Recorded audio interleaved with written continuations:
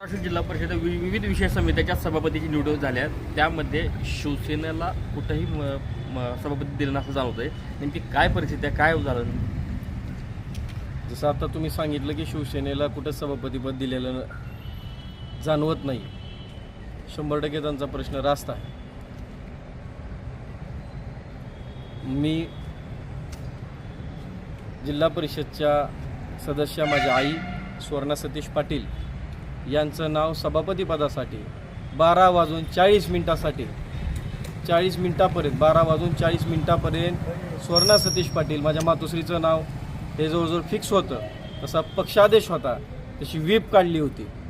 चौगुले साहेब असतील, आमचे संपर्क प्रमुख साळवी साहेब असतील, पालकमंत्री साहेब असतील आणि एकनाथ शिंदे साहेब यांच्याकडनं जो आदेश आला होता तो आदेश सभापतीपदासाठी माझ्या आईच्या नावाचा आदेश होता. सुवर्णा सतीश पाटील या नावाचा आदेश होता, लिखी आदेश होता. संपर्क प्रमुखांकडे तो आदेश होता. ह्या आदेशाला पक्षाची आदेश डावलून काही स्थानिकचे पदाधिकाऱ्यांनी चुकीच्या पद्धतीमध्ये निर्णय घेऊन चुकीच्या पद्धतीमध्ये कुठेतरी कान भरवून फक्त 10 मिनिटामध्ये हा अन्यायकारक निर्णय एका शिवसैनिकावरती झालेला आहे.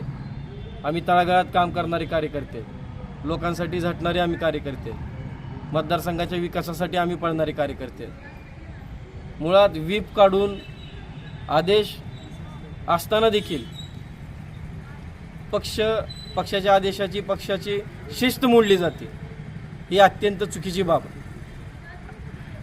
माझ्यासारखे अनेक तरुण राजकारणामध्ये येण्यासाठी घाबरतात. त्याचं हेच कारण आहे की कुठंतरी कोणाला तरी वरचढ व्हायची भीती असं वाटत असणार आहे. त्याचं कारण काय मला माहीत नाही की कुठल्या गोष्टीमुळं अवघ्या 10 मिनिटामध्ये माझं आईसाहेबांचं सभापतीपद कॅन्सल केलं, तिथून नाव कट केलं. हे माझ्या पक्षाशी प्रामाणिक आहे. आम्ही तिथून आलो, मतदान केलं आणि आम्ही आमचं तिथून निघून गेलो. परंतु गेले 4 दिवस झालं पक्ष आदेश काय होता, पक्षशिस्त काय होती, व्हीप काय होतं हे चौगुले साहेबांनी स्पष्ट भूमिकेमध्ये सांगितलं होतं. आज आमच्या लोहारा तालुका होऊन प्रचंड वर्ष झाली. मागच्या कधी काळामध्ये उपाध्यक्षपद मिळालं होतं. उपाध्यक्षपदाला देखील मी त्या पदासाठी मी इच्छुक होतो. माझं नाव देखील त्या ठिकाणी चर्चेत होतं. परंतु सिनियरिटीमुळं मी त्या ठिकाणी माघार घेतली आणि उपाध्यक्षपदाला आम्ही उषा काकींना पसंती दिली. परंतु सभापतीपदाबाबत बी जर अशा गोष्टी होत असत्यात तर भविष्यात इथल्या तरुणांचं राजकारण काय, हा देखील प्रश्न आहे.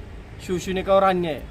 नेमकं पक्षाची शिस्त कुणी मोडली? असे कोणते पदाधिकारी होते ज्यांनी पक्ष आदेश डावलला आणि या ठिकाणी सभापतीपद चुकीच्या ठिकाणी गेलं, जे कुठल्याही पद्धतीमध्ये निवडून आल्याच्या नंतर ते शिवसेनेच्या आमच्या गटामध्ये नव्हते. अशा लोकांकडे सभापतीपद देण्यात आले. शिवसेना नेते एकनाथ शिंदे असतील, पालकमंत्री प्रतापजी सरनाईक असतील यांनी तुमच्या नावावरती शिक्कामोर्तब केला होता आणि तुम्ही त्या संदर्भात आपण अर्ज देखील आपण घेतला होता. नेमकं त्या 10 मिनिटात काय झालं, त्याच्यामागे कोण अदृश्य शक्ती आहे असं वाटतं? तुमची आता पुढची भूमिका काय? पक्षाने शोधायची आहे. जर अशा घटना जर घडत असतील तर शिवसेनेमधले कार्यकर्ते, शिवसैनिक कसे पुढे जाणार आहे? लोकांची सेवा करण्यासाठी काही ना काहीतरी स्कोप लागतो. आज त्या पदापर्यंत जाण्यासाठी प्रचंड मेहनत आम्ही घेतलेली असते, काम केलेलं असतं, लोकांची मनं जिंकलेली असतं, काम करायची पद्धत आम्ही केलेली असते, लोकांनी विश्वास आमच्यावरती टाकलेला असतो. आता त्यामुळं भूमिका काय तुमची आता? मी माझ्या लोकसभा प्रमुख पदाचा राजीनामा मी माझ्या पक्षशिष्टांकडे देत आहे व जिल्हा परिषद सदस्याचा देखील मी राजीनामा या ठिकाणी देणार आहे. लोकांनी मला त्यांच्या कामासाठी निवडून दिलं आहे.